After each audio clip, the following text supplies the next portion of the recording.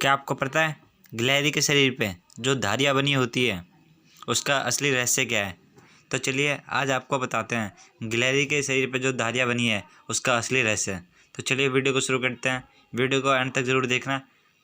रावण द्वारा सीता हरण के बाद भगवान राम रावण से युद्ध करने के लिए और लंका तक पहुंचने के लिए सागर पर पुल बंधवा रहे थे।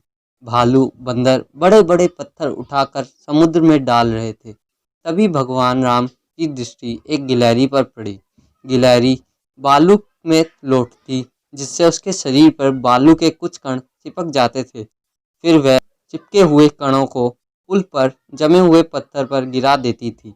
यह देखकर भगवान राम आश्चर्यचकित हुए और बड़े प्यार से गिलहरी के पास जाकर उसे हाथ में उठाया और उससे पूछा, यह तुम क्या कर रही हो?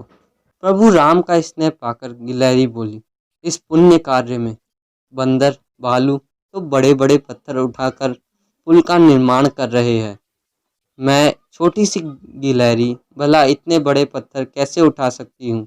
इसलिए बालू के छोटे छोटे कण उठाकर इस कार्य में अपना योगदान दे रही हूँ। आप एक अच्छे काम के लिए निकले हैं और अच्छे कार्य में तो सहयोग करना ही चाहिए। गिलहरी की बात सुनकर भगवान राम बहुत प्रसन्न हुए। कहा जाता है कि गिलहरी के कार्य से प्रसन्न होकर भगवान राम ने स्नेहता से उसके शरीर पर अपना हाथ फेरा था।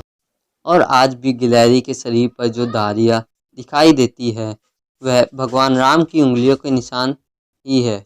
इसलिए हमें यह कभी नहीं सोचना चाहिए कि हमारा योगदान कितना बड़ा है।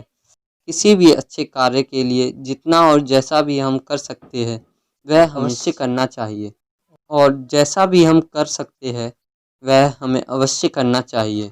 आज का मूल विचार, अगर तुम 18 की उम्र में गरीब हो तो ये तुम्हारी गलती नहीं है, लेकिन तुम 28 की उम्र में कहो कि मैं गरीब हूँ तो 100% यह तुम्हारी ही गलती है।